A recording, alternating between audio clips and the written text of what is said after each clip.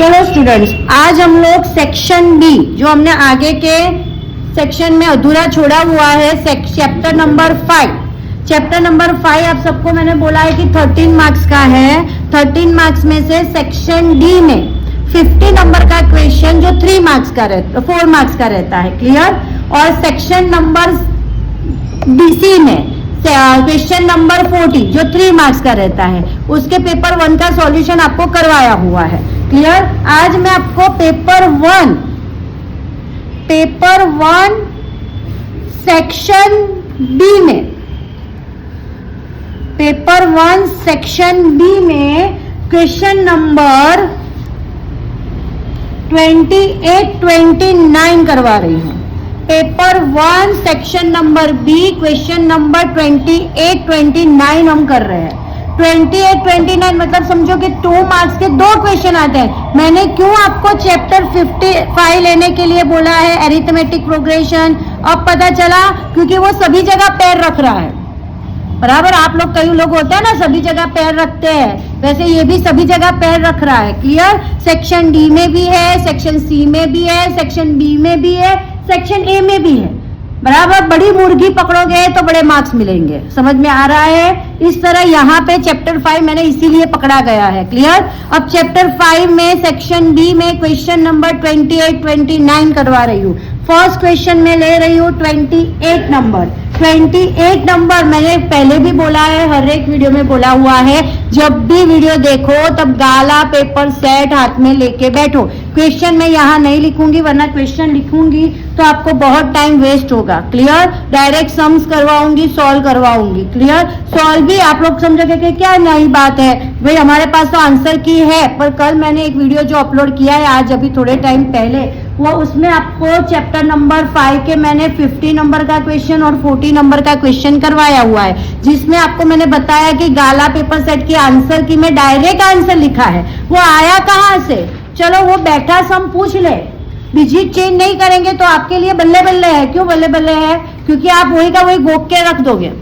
पर digit change की तो सॉल्यूशन तो आना चाहिए ना। सॉल्यूशन ही नहीं आएगा तो क्या होगा, क्लियर। सॉल्यूशन नहीं आएगा तो क्लियर, इसीलिए मैं सॉल्यूशन करवा रही हूँ आप लोगों को, किस तरह से सॉल्यूशन किया जाता है।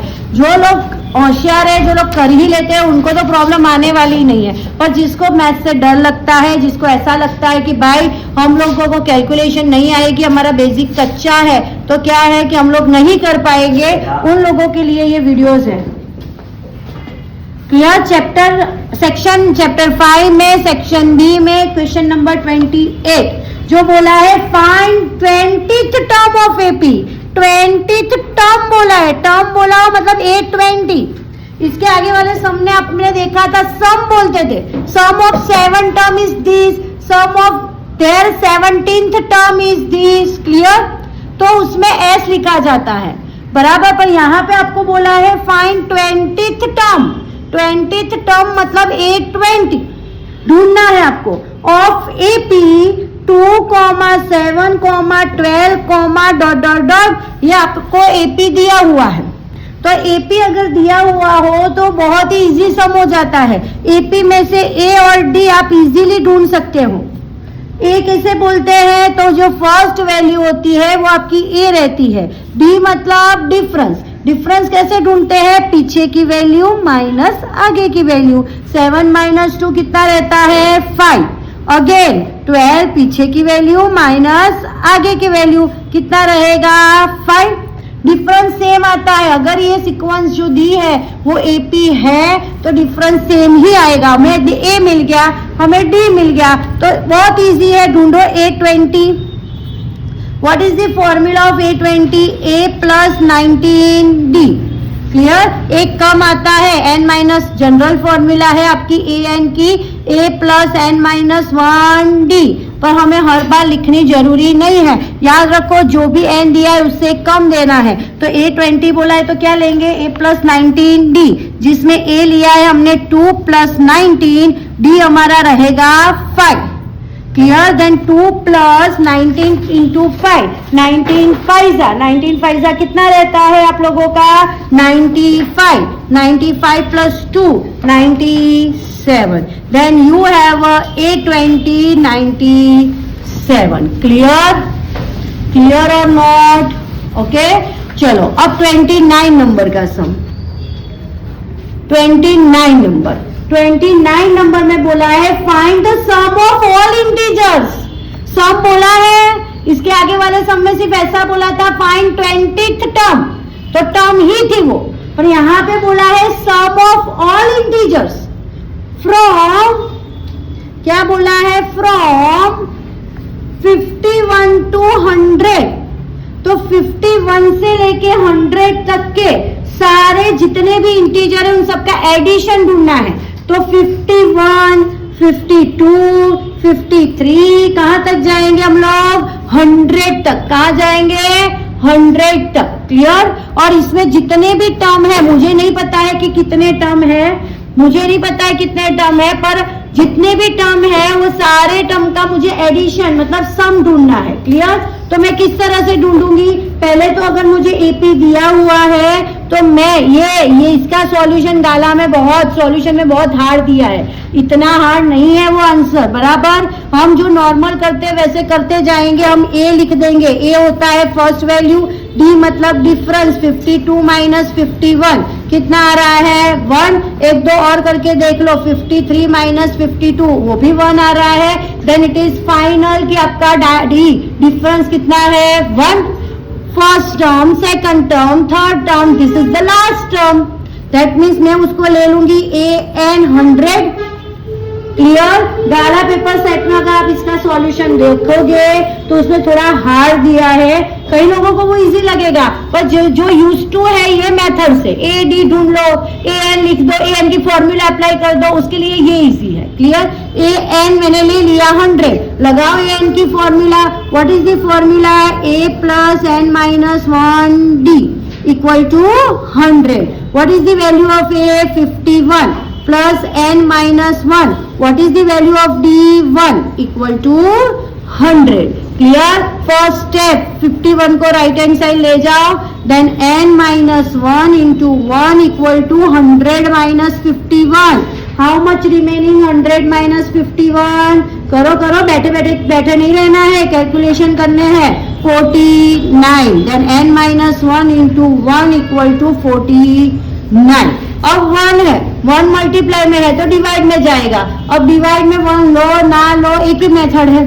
Then n minus 1 equal to 49. 1 को मैं राइट हैंड साइड ले लेती हूँ. Then 49 plus 1, then n equal to 50. तो कितने टर्म हुए टोटल? 50. इसमें टर्म मिले हमें कि 1 2 3 ऐसे करते करते कितने टर्म है? टोटल 50 टर्म है, पर इससे सारे 50 टर्म्स के क्या करना है? हमें एडिशन ढूंढना है. तो अब मैं ढूंढूंगी S50. क्या ढूंढूंगी? S50. ये थोड़ी मेथड लंबी हो रही है. बराबर 50/2 ब्रैकेट 2a प्लस 49d. क्या से आया ये? तो इसकी फॉर्मूला है, एसएन की फॉर्मूला सबको पता है, n/2 bracket 2a plus n minus 1d. Clear? उससे आया. n है, n मुझे 50 टर्म, टोटल टर्म मेरे को 50 मिली है, तो मैंने n की जगह पे 50 लिखा. यहाँ n है, वहां 50 लिखा. a की जगह पे a लिखना है अभी, तो मैंने 2a लिखा. n माइनस 1, तो n है 50 माइनस 1 49d. अब ये कटिंग हो रहा है 25 2 देन 25 2a. a की वैल्यू ढूंढी है ना हम लोगों ने, कितनी आई है? a की वैल्यू 51 और d की value 1. Then 2 bracket 51 plus 49 into 1. Then 25 bracket 51 into 2 102 plus 49. Addition करो कितना आएगा? 102 प्लस 49 कितना आएगा? 151. 151 इंटू 25 करो. तो चलो बैठे हो ना सब लोग, करो तो फटाफट करो, सम करो, ऐसे बैठे नहीं रहना है. 3775. जब भी यहाँ पे कैलकुलेशन करने के लिए बोले तो आप लोगों को वहां बैठे नहीं रहना है. क्योंकि ज्यादातर गलतियां कैलकुलेशन में ही होती है। एक कैलकुलेशन आपको पक्की रखनी है, फॉर्मूलाज पक्की रखनी है।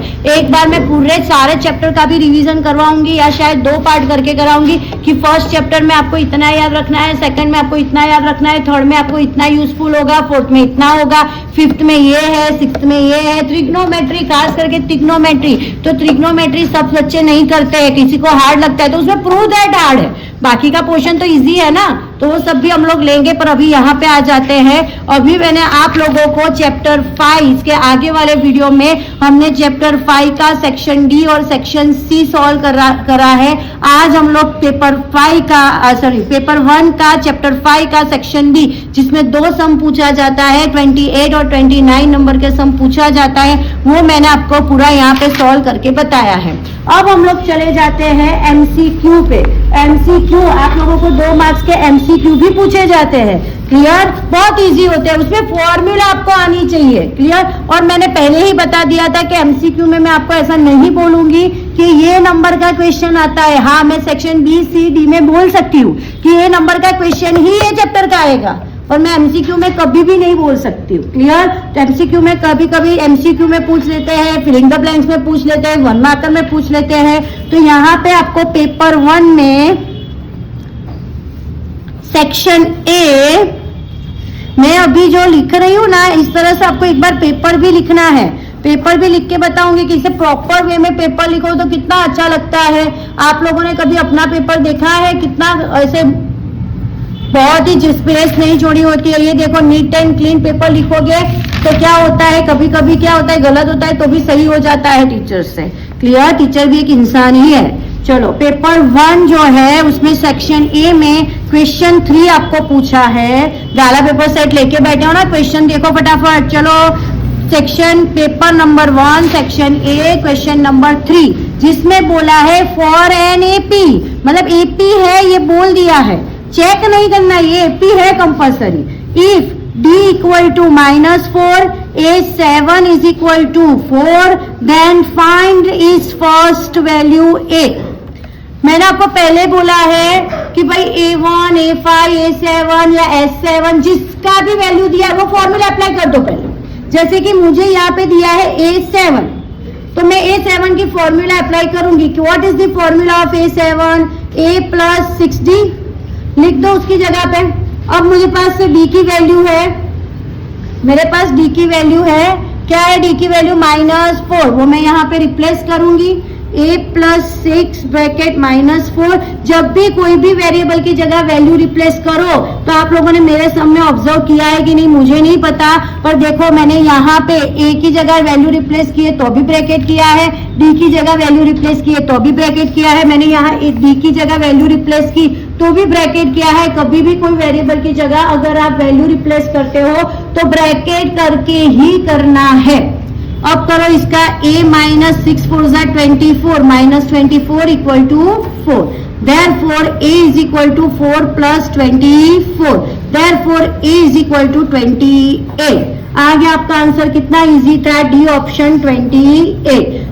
अगर आप लोग क्वेश्चन पेपर लिख रहे हो तो भी इस तरह से आप नंबर डाल के पूरा आंसर सॉल्व करके लास्ट में आंसर लिख सकते हो। बहुत ही अट्रैक्टिव रहता है और आपकी एक्यूरेंसी रहती है एमसीक्यू में। बराबर? कोई बच्चा ओरल करता है, पीछे लिखता है, पीछे कैलकुलेशन करता है, उसमें क्या होता है कि कई बार क्या हो जाता है कि भाई पीछे से आगे लिखने में आपका क्या हो गया, वैल्यू अलग लिख दी, वैल्यू चेंज हो गई, 61 का 16 हो गया, या फटाफट करने में पीछे आगे फटाफट करने में क्या हो जाता है, कई बार मल्टीप्लाई डिवाइड गलत हो जाता है। इससे बेटर यहाँ पे ही सारी कैलकुलेशन करो। क्लियर? अब दूसरे सम में क्या है? हाँ देखो, अभी दूसरा मैंने आपको बोला था कि चैप्टर नंबर 5 में सेक्शन ए में भी 2 मार्क्स का पूछा जाता है। तो हमने एक सम तो सॉल्व कर लिया, जो पेपर 1 में सेक्शन ए में क्वेश्चन नंबर 3 पूछा था। अब मैं आपको बता रही हूँ क्वेश्चन नंबर 17। गाला पेपर सेट खोलो, जिसमें क्वेश्चन नंबर 17 निकालो। क्वेश्चन नंबर 17 में आपको क्या बोला है? एक अरिथमेटिक प्रोग्रेशन दी है, 1 1 1 2 2 2 3 3 3 ... ऐसी एक सीक्वेंस दी है। और बोला है इज इट एपी और नॉट। यहाँ पे चेक करना है कि ये जो सीक्वेंस है वो एपी है कि नहीं है। बहुत ही इजी है, ऐसे 1 मार्क्स मत जाने दो, सिर्फ डिफरेंस ढूंढना है। Difference D 1 - 1 0, 1 - 1 0, 2 - 1 1। कई बच्चे क्या करते हैं 1 2 करेंगे, पहला दूसरा 0 0 हो गया। कई लोगों की इतनी उतावल होती है, नहीं 3 4 करो। जब आपको खास करके ऐसा बोला है कि ये एपी है कि नहीं चेक करो, तब तो 4 5 करने ही चाहिए। 2 सेकंड बिगड़ेगी बराबर, पर गलत करोगे तो 1 मार्क्स जाएगा। और इसमें कुछ हार्ड है नहीं, तो क्यों नहीं कर सकते बराबर। पीछे की वैल्यू माइनस आगे की वैल्यू, तो देखो यहाँ पे अनइक्वल आ रहा है, then no it is not an AP. Clear समझ में आ गया। मतलब हम लोगों ने इसके आगे जो मैंने अपलोड किया है उसको लेके और इसको लेके मैंने टोटल 13 मार्क्स का चैप्टर 5 आपको एक्सप्लेन किया है। क्लियर। फर्स्ट जो अपलोड किया गया है उसमें आपको सेक्शन डी और सेक्शन सी का, सेक्शन डी का 50 नंबर का क्वेश्चन, सेक्शन नंबर सी का 40 नंबर का क्वेश्चन किया है। फिर मैंने आपको सेक्शन बी का 28 29 नंबर 2 मार्क्स के सम्स पूछे जाते हैं, और सेक्शन ए में 2 मार्क्स के एमसीक्यू, मतलब वो एमसीक्यू फॉर्म में आ सकता है, फिलिंग द ब्लैंक्स में आ सकता है, कोई भी फॉर्म में आ सकता है। क्लियर, वो किया है। आई होप सो कि आपको ये वीडियो आपको मार्क्स लाने में हेल्प करे। जैसे ये 1 मार्क्स जैसे है, ऐसे भी कई बच्चे ऐसे भी सम्स छोड़ देते हैं, तो ऐसे नहीं छोड़ने चाहिए। क्लियर। नेक्स्ट वीडियो में मैंने आगे एक चैप्टर नंबर 14 प्रोबेबिलिटी जो है उसका भी पेपर 1 अपलोड किया हुआ है, प्लीज वो भी देख लेना, आपको बहुत ही हेल्प मिलेगी। क्लियर। चलो।